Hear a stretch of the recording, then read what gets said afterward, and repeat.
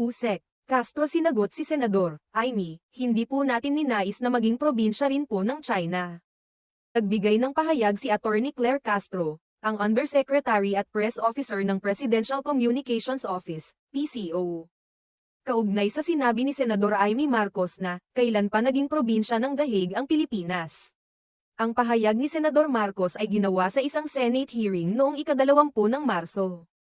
Hinggil sa isyu ng pag-aresto kay dating Pangulong Rodrigo Duterte. Tinuligsa ni Marcos ang pagpapasakop kay Duterte sa International Criminal Court, ICC, at itinanggi na dapat ay pinahintulutan ang Pilipinas na mawalan ng kontrol sa sariling mga mamamayan at teritoryo. Sa isang press briefing din noong ika-20 ng Marso, hininga ng reaksyon si Usek Castro hinggil sa nasabing pahayag ng senador. Ayon kay Castro, malinaw na hindi kailanman ninais ng gobyerno na maging probinsya ng anumang bansa, lalo na ang The Hague,